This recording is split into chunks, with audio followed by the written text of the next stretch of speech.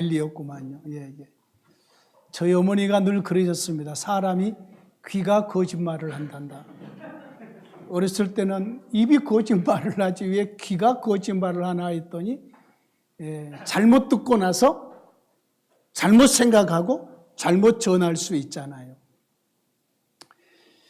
여러분, 지금 한참 이 벚꽃 축제가 진행되고 있습니다. 여의도, 윤중로뿐만 아니라 특별히 강원도 쪽에서 벚꽃 축제를 하고 있는데, 벚꽃 축제를 하는데 벚꽃이 안 피었어요. 벚꽃 축제에 벚꽃이 없는 거지요. 이렇게 프랭카드를 걸어놨답니다. 죽을 죄를 지었습니다. 여기까지만 걸어놓는 게 아니라 또 한마디를 덧붙여 놨어요. 하늘을 이길 수는 없었습니다 라고 적어놨대요. 날씨가 그러는 거지 그잖아요. 날씨가 그래서 벚꽃이 안 핀 것이지, 해마다 이쯤 되면은 벚꽃이 만발을 해서 축제가 이루어지는데, 벚꽃이 없는 축제를 하다 보니까 죽을 죄를 졌다고도 하고, 우리가 하늘을 이길 수는 없었습니다 라고도 고백을 하게 되는 거지요. 여러분, 벚꽃 축제에는 반드시 벚꽃이 있어야 되고요, 붕어빵에는 반드시 앙꼬가 들어있어야 됩니다. 그렇듯이 사람은 반드시 함께 살아야 되고, 그리고 사람에게 가장 크신 복은 하나님과 함께 살아야 됩니다. 이것이 예수 믿는 성도들에게만 주어지는 복이에요. 그래서 제가 여러분께 질문으로 시작을 해보겠습니다. 예수님이 부활하기 이전에도 예수님이 살아계셨어요? 안 살아계셨어요? 자, 좀 더 앞으로 나아가 보죠. 예수님이 육체를 입고 이 세상에 오시기 이전에도 구약시대에요, 예수님이 계셨어요? 안 계셨어요? 계셨습니다. 살아계셨나요? 죽어 계셨나요? 살아계셨습니다. 자, 이것을 기억하십시오. 근데 예수님이 육체를 입고 오셨습니다. 십자가에 죽으셨습니다. 그리고 사흘 만에 살아나셨습니다. 구약시대에 살아계신 예수님과 부활 이후에 살아계신 예수님이 같은 분이요? 다른 분이요? 또 다른 분이라고 하신 분이 혹시 있었나요? 같은 분이셔요? 자, 그러면 여기서 구약 때도 그 예수님이 살아계셨고, 십자가에 죽으신 다음에 부활하신 이후에도 살아계셨는데 같은 분이시라면서요? 그러면 옛날부터 살아계신 분이신데 뭐 새롭게 살아나셨다고 그 난리들이냐고요. 많은 성도들이나 목회자들이 이 부분에서 헷갈리거나 이해하지 못한 부분이 있어요. 구약시대에도 하나님은 살아계셔요? 예수님은 살아계셨어요? 육체를 입고 오셨을 때도 예수님은 살아계셨어요? 그리고 십자가에 달려 죽으신 이후에도 3일 후에 예수님은 살아나셨는데 한 분, 같은 분이셨단 말이에요. 그런데 구약시대의 예수님은 어떤 차이가 있느냐? 구약시대 때는 이스라엘과 함께 하신 예수님이셨는데 아직 우리의 대표자가 되지 않으신 예수님이셔요. 여러분, 이것 아주 중요해요. 구약시대에 모세에게 십계명을 주시고 율법을 주시고 홍해를 가르시고 여호수아와 함께 하신 그 하나님은 전부 선제하신 예수 그리스도라고 신학적으로 말을 해요. 예수님이 함께 하신 것이에요. 그런데 함께 하는데 이제 오늘 말씀의 후반부에 나오겠습니다마는 이스라엘 백성과 함께 하긴 하는데 거리를 두시고 함께 해요. 이 거리가 사망이라고 했어요. 사망. 이 거리가 사망이에요. 하나님과의 거리가 있다. 이 거리를 가리켜서 사망의 거리라고 말을 해요. 그런데 그 이스라엘과 함께 하신 우리 주 예수 그리스도 성자 하나님이 우리와 같은 육체를 입고 오셨어요. 그리고 세례 요한에게 세례를 받고 나서 우리의 대표자가 되셨어요. 우리와 똑같은 육체를 입으셨단 말이에요. 먹지 않으면 배고프고 자지 않으면 피곤하고 많이 걸어도 피곤하고 이런 똑같은 우리와 같은 몸, 육체를 입고 오셨기에 우리의 대표자가 될 수 있는 거예요. 우리의 대표자가 되시려고 오셨어요. 오신 그 예수님이 우리의 대표자가 되어서 우리의 모든 죄를 짊어지시고 십자가에 달려 죽으셨어요. 그 십자가에 달려 죽으신 우리 주님의 그 주님은 우리의 대표자로 죽으신 거예요. 우리의 대표자로 죽으신 그분이 사흘 만에 무덤에서 살아나신 거예요. 자, 성경은 대표자 원리로 기록이 되어 있어요. 아담이 지은 죄 때문에 아담의 모든 후예가 그 죄 속에 매여서 죄인이 되었잖아요. 둘째 아담으로 오신 예수님이 자기 백성의 죄 문제를 짊어지시고 십자가에 죽으심으로 그 백성의 모든 죄 문제가 처리가 된 거예요.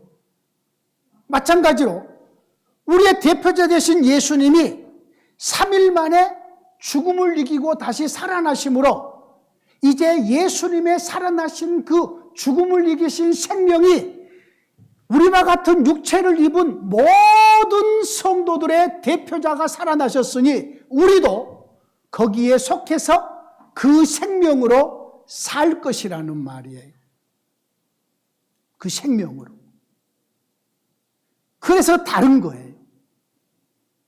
구약에도 살아계신 예수님, 부활 이후에도 살아계신 예수님이신데 부활 이전에 구약시대 때는 아직 예수님이 살아계셨어도 아직 우리의 대표자로 오신 분이 아니셨다는 말이에요.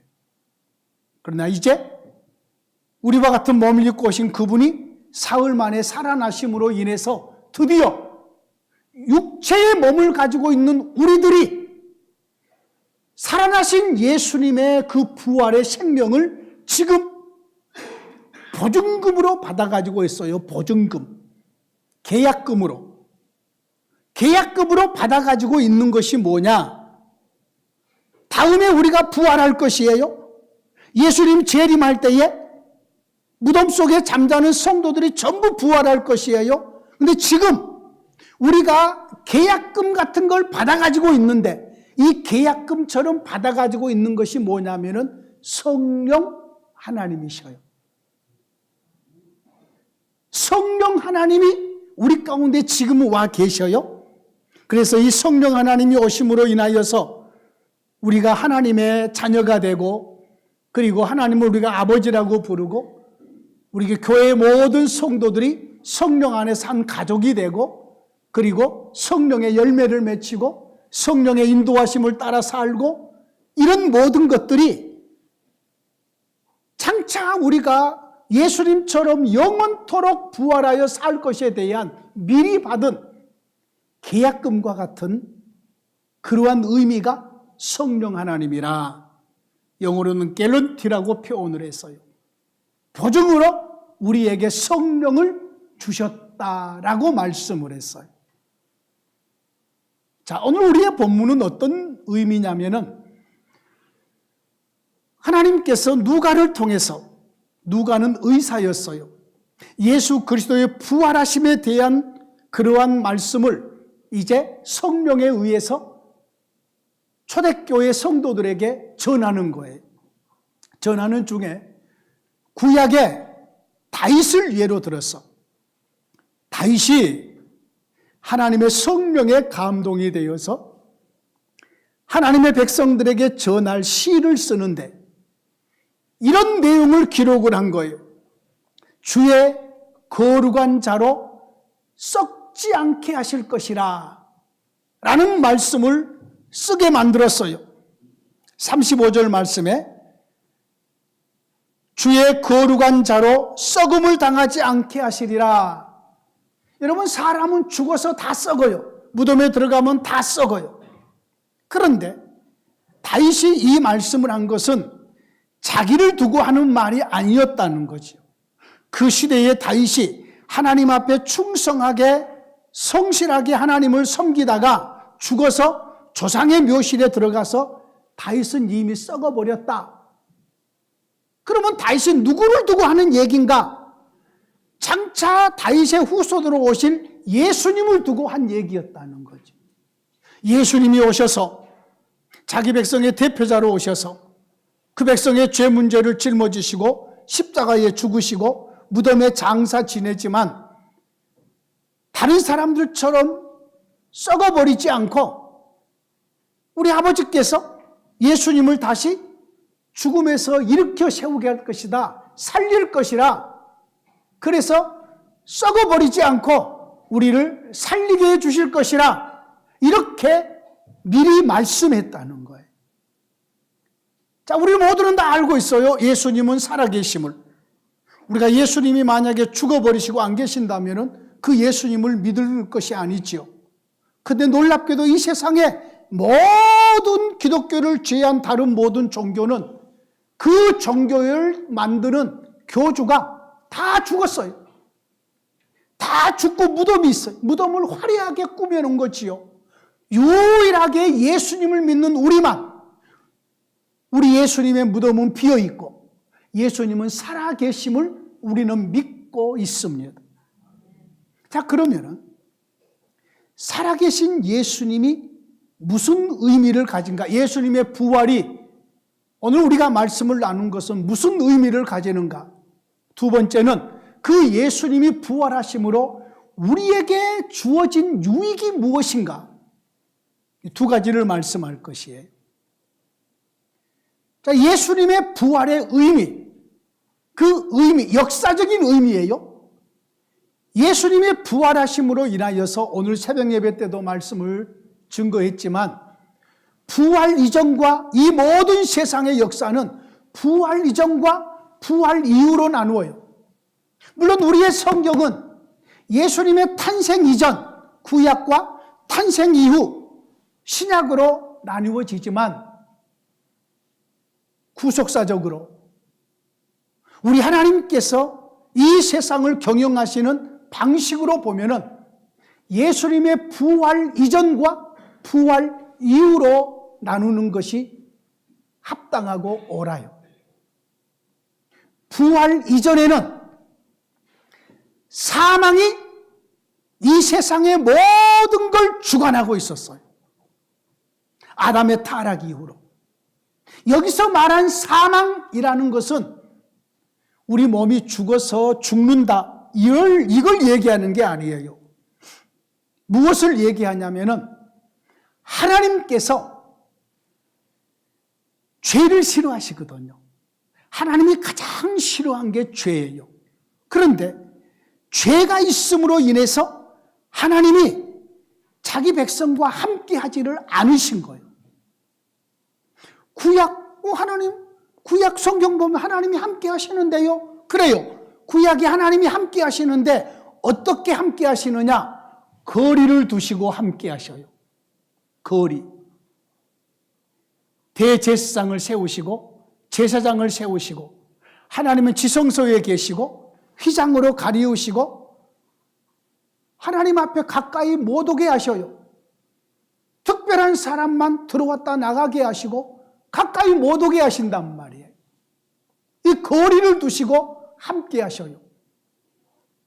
특별한 사람 한두 사람에게 함께 하시는 모습이 나와요. 모세에게 함께 하시고 어쩔 때는 아브라함에게 찾아오시고 다윗에게 함께 하시고 이렇게 함께 하는 것은 이것은 그 일을 하기 위해서 잠깐 함께 하셨다가 하나님께서 떠나버리시는 그런 함께 하심이요. 영원토록 함께 살기 위해서 함께 하신 것이 아니란 말이에요. 이것이 예수님의 부활 이전에 이 세상의 하나님과 그 백성과의 교제의 모습이었어요. 그러니까 예수님 부활 이전의 모든 성도들은 하나님에 대해서 목이 말라요. 언제 하나님과 함께 헤어지지 않고 영원토록 살 수 있을까? 언제 마음 놓고 하나님 앞에 들어가서 하나님과 교제하고 하나님의 사랑 속에서 살 수 있을까? 이것이 모든 하나님의 백성들의 하나 같은 소망이었어요. 그런데 아직 죄 문제가 처리 안 됐으니 예수님께서 가까이 오지 말아라, 이런 거 먹지 말아라, 이런 거 만지지 말아라, 많은 것을 아직 안 주신 거지요. 그런데 예수님이 오셨어요. 예수님이 오셔서 우리의 대표자로 오셨어요. 우리의 대표자로 오셔서 맨 먼저 예수님이 세례 요한에게 세례 받을 때에 그 장면을 여러분이 떠올리셔야 돼요. 그 장면을 바르게 이해하는 것이 예수님의 부활로 말미암아 우리에게 주어지는 모든 것을 이해하는 그림이에요. 무슨 얘기냐면 예수님이 세례 요한에게 세례를 받으시고 물에서 올라오실 때에 성령이 비둘기같이 예수님에게 임재하셨잖아요. 그랬죠? 그리고 하늘에서 소리가 났죠? 이는 내 사랑하는 아들이요 내 기뻐하는 자라. 그랬죠? 자, 예수님의 이 모습, 이 상태가 오늘 예수님을 믿는 저와 여러분들의 모습이에요. 보세요. 예수님이 우리의 대표로 오셨다고 그랬죠? 그랬죠? 예수님이 우리의 대표자가 되실 수 있는 것은 우리와 같은 똑같은 몸을 가지셨잖아요. 그죠? 우리와 똑같은 몸을 가지셨는데 예수님은 우리와 다른 것이 죄가 없으시잖아요. 그렇죠? 자, 우리와 같은 몸을 가지신 예수님에게 성령 하나님이 임재하시잖아요. 그렇죠? 그리고 나서는 아버지께서 선언하시잖아요. 이는 내 사랑하는 아들이요 내 기뻐하는 자라. 자, 지금 저와 여러분들을 한번 우리를 돌아보십시오. 우리도 예수님과 똑같은 몸을 입으셨죠? 똑같은 몸을 가졌죠? 예수님 우리의 대표인 것처럼 예수 믿는 모든 성도들에게는 성령 하나님이 와 계시죠? 우리 하나님께서 우리를 향하여서도 이렇게 말씀하셔요. 너는 내 사랑하는 아들이요 나의 기뻐하는 자라. 우리를 향하여서 우리 아버지께서 그렇게 말씀하고 계신다고요. 그러므로 이렇게 우리에게 성령 하나님이 이렇게 오셔서 함께 하실 수 있는 이유가 예수님의 부활로 말미암아 주어진 거예요.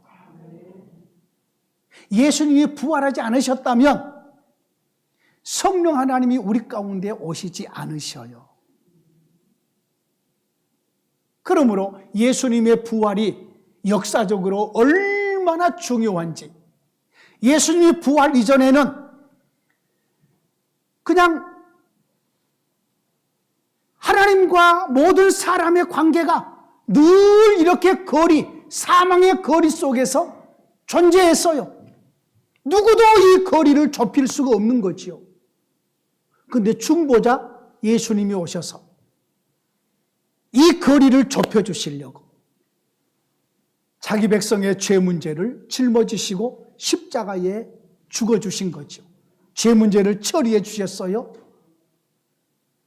이제 우리의 빛이 다 탕감됐어요. 깨끗하게 됐어요. 예수님의 부활함이 없다면 그 다음부터 내 힘으로 내가 또 살아가야 돼. 근데 예수님의 부활의 생명이 3일 만에 부활하신 그 생명으로 우리는 그 예수의 생명으로 우리의 삶을 살아갈 수 있게 된 거죠.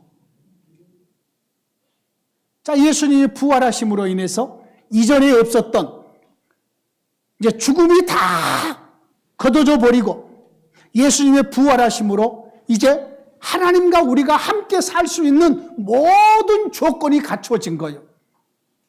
그래서 우리 주님께서 승천하시고 아버지께로 받은 성령 하나님을 우리 가운데 보내주심으로 이제 저와 여러분들의 삶 속에 구원의 생명을 주어지게 된 것이에요. 여러분, 이것은 한번 이해를 해놓으면 성경이 많이 열리고 우리가 얼마나 존귀한 은혜를 입었음을 알게 돼요. 오늘 우리의 본문에 보면은 먼저 부활하신 예수님이 우리의 죄를 처리해 주셨다고 말씀하셔요. 본문 보십시오. 자, 38절 말씀에 같이 읽습니다. 시작. 그러므로 형제들아, 너희가 알 것은 이 사람을 힘입어, 여기 이 사람이란 예수님을 가리켜 말씀하신 겁니다. 부활하신 예수님, 이 사람을 힘입어 무엇을? 죄사함을 너희에게 전하는 이것이며, 부활하신 예수님에게 아버지께서는 하나님의 백성들의 모든 죄를 사하는 권세를 주셨어요. 그래서 예수의 이름으로 죄사함이 이루어지는 거예요. 예수님이 자기 백성의 죄 문제를 짊어지시고 십자가에 죽으셨으니까 그 예수님이 부활하신 이후에 예수님에게 권세가 있는 거지요. 자기 백성의 모든 죄 문제를 처리해 줄 수 있는 권세가 있는 거지요. 오늘 초등부 설교를 하면서 왜 예수님이 우리의 죄를 씻어줬다고요? 없애줬다고요? 같이 살려고. 이제 이걸 제가 오늘 설교하려고 준비를 했어요. 자, 오늘 마지막 말씀 보죠. 39절 말씀 같이 읽습니다. 시작. 또 모세의 율법으로 너희가 의롭다 하심을 얻지 못하던 모든 일에도 이 사람을 힘입어 믿는 자마다 의롭다 하심을 얻은 이것이니라. 자, 이 말씀을 좀 쉽게 설명해 보면 구약 시대는 의로움을 받지 못했다는 것. 그런데 부활하신 예수님이 우리에게 의롭다 하심을 얻게 했다는 거예요. 자, 구약 시대는 무슨 시대? 율법의 시대. 율법을 통해서 하나님을 섬기는 시대. 그래서 혹자들은 그렇게 이해를 해요. 율법을 다 지켰으면 의롭다 하심을 얻는데 율법을 다 지키지 못하니까 의롭다 하심을 얻지 못했다. 여기서 의롭다함을 어떻게 이해를 하고 있냐면은 우리 하나님께서 우리를 향하여서 너는 옳다. 너는 나의 자녀임을 내가 인정한다. 이것을 의롭다함이라고 가르쳐 왔어요. 지금까지 여러분도 많이 들었을 것이에요. 하나님께서 우리의 죄 때문에 죄를 지으면 너는 죄인이다. 너는 정말로 죄의 형벌을 받을 죄인이라 그러는데 우리의 죄 문제가 다 없어졌으니까 예수님이 너는 깨끗하게 되었다. 너는 의롭게 되었다. 이렇게 선언하는 것을 의롭다함을 받은 것으로 가르쳐 왔단 말이에요. 그게 아니에요. 구약 시대의 율법은 전부 지켜도 의롭다함을 얻지를 못해요. 그 말이 무슨 말이냐면 구약의 율법을 전부 지켜도 지성소에 들어갈 수 있어요, 없어요? 없어요. 내가 구약의 유다지파라고, 유다지파는 그런대로 왕의 자손이잖아요. 그런데 여기서 왕이 나니까 내가 율법을 전부 지켰어요. 제사장이 될 수 있어요, 없어요? 없어요. 구약의 율법을 전부 지켜도 하나님과의 거리는 여전히 있다는 것. 이 거리가 의롭다함을 얻지 못한 거예요. 이 거리가. 그러면 신약에 와서 예수님이 자기 백성 가운데 오셔버렸어요. 그리고 나서 십자가에서 죄 문제를 처리했어요. 부활하심으로 인하여서 드디어 우리 예수님이 자기 백성과 함께 살게 됐다는 그 말이에요. 그러면 사람의 입장에서 가장 옳은 모습, 가장 원하는 모습, 가장 보기 좋은 모습이 어떤 모습이냐? 하나님과 함께 사는 모습인 거예요. 이걸 가리켜서 성경에는 의롭다고 말을 하는 거예요. 우리 어린아이를 놓고 생각해 보지요. 지금 우리 몇 주 전부터 지금 어린아이를 가슴에 품고 와서 우리 예배드리는 귀한 자매가 계셔요. 그런데 봐요. 저 아이가 엄마 없이 혼자 거리를 기어다녀. 자, 그 모습은 불안한 모습이죠. 안 좋은 모습이 그렇잖아요.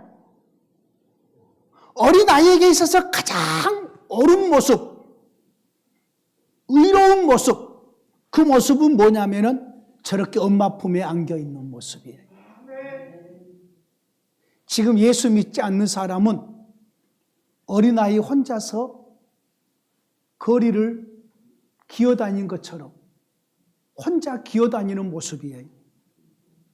안 좋은 모습이라는 말이에요. 그런데 예수 믿는 우리는 예수님의 부활하심으로 인하여서 하나님의 성령이 우리 가운데 임재하심으로 하나님과 함께 사는, 우리가 하나님의 품에 안겨있는 이런 가장 옳은 모습, 좋은 모습이 된 거예요.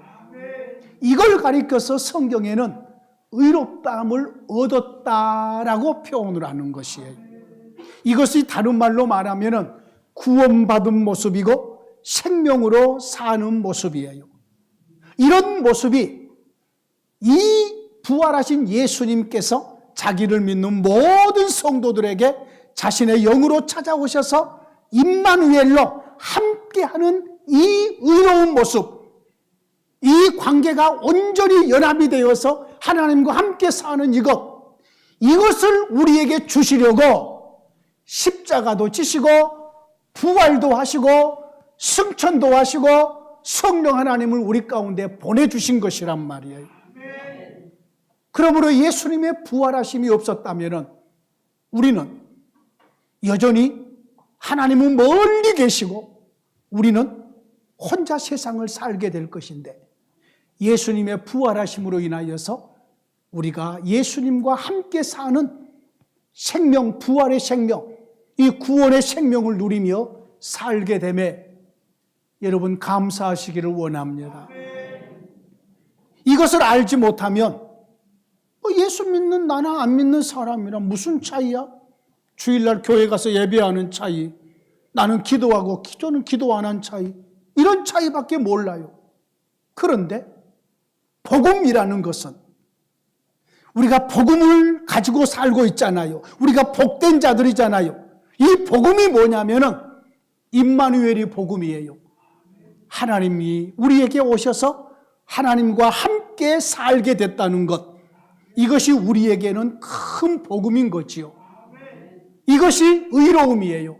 예수님의 부활하심으로 우리에게 이 의로움, 하나님과 함께 사는 이 영광스러운 복을 받게 됐고, 우리 주님은 이 복을 우리에게 주시려고 이 세상에 오셨고 십자가에 죽으셨고 부활하신 것이에요. 부활하신 우리 주님의 생명이 저와 여러분들 뿐만 아니라 우리 주님의 부활의 생명이 그 생명으로 우리 주님은 통치를 하시고 자기 백성들에게 부요한 생명의 은혜를 도와여 주셔요. 앞으로 살아가면서 여러분은 결코 혼자가 아니에요. 혼자 있어도 혼자 있음이 아니고 우리 주님의 영이신 부활의 영이신 성령 하나님이 함께 계심이고 여러분이 어디를 가서 혼자 가는 게 아니에요. 우리 주님의 영이 함께 동행하심이에요.